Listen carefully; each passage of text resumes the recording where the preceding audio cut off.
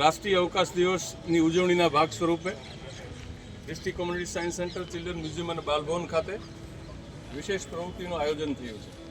મહત્વની જે પ્રવૃત્તિ છે સ્પેસ ક્વિઝ છે, એ Gujarat council on science and technology, department of science and technology, government of ગુજરાતના માર્ગદર્શન અને એમના સૂચનો અનુસાર આપણે આજ જિલ્લામાં યોજી છે. આજે વિવિધ પ્રવૃત્તિઓ આપણે કરવાના છીએ, ખાસ કરીને સ્પેસ એટલે કે અવકાશ ઉપરની. આ એક સરસ મજાની ગેમ છે. જે ગેમ દ્વારા તમે રાશિ, નક્ષત્રો, ગ્રહોની ઓળખ, એમની લાક્ષણિકતા સાથોસાથ આપણે ખગોળશાસ્ત્રને આત્મસાત કરવા માટેની એક સૃજનાત્મક પ્રવૃત્તિ છે. આમાં સૌથી વધારે જરૂર પડે પહેલી સૂર્યની. તો સૂર્ય જે હોય એ અહીંયા આગળ આવતો રહે.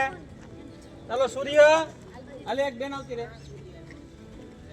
આ છે સૂર્ય, બરોબર. તો સૌરમંડળનો આ શું છે?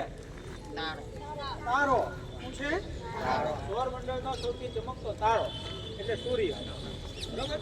આપણું સૌરમંડળ છે એ મંદાકિની તારામંડળનું સૌરમંડળ કહેવાય, બરોબર. તો સૌરમંડળમાં કયા કયા ગ્રહો આવશે?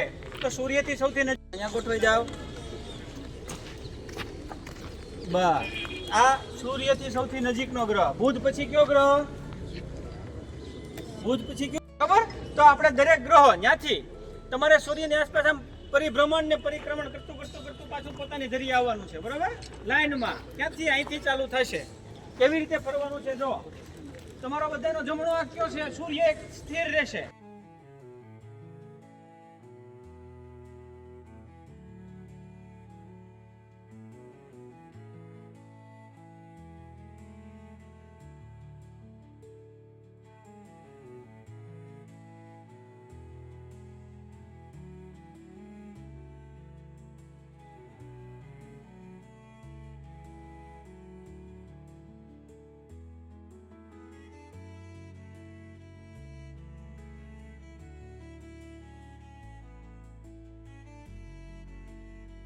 હોય. અને આજને જે આપણે આ ગ્રાઉન્ડની અંદર સોલાર સિસ્ટમ આખું ઊભું કરી દીધું છે.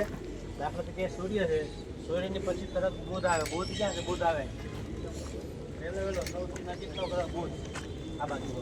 પછી આવે છે શુક્ર.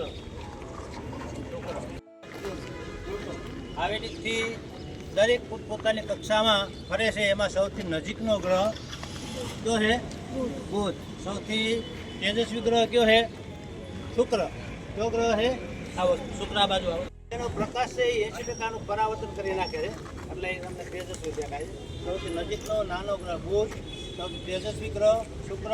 ઊંધો ફરે છે. બધા ગ્રહ છે ને એ બધા ફરે, પણ આ શુક્ર છે ઊંધો ફરે. આવી રીતે ફરે છે, ફરવા.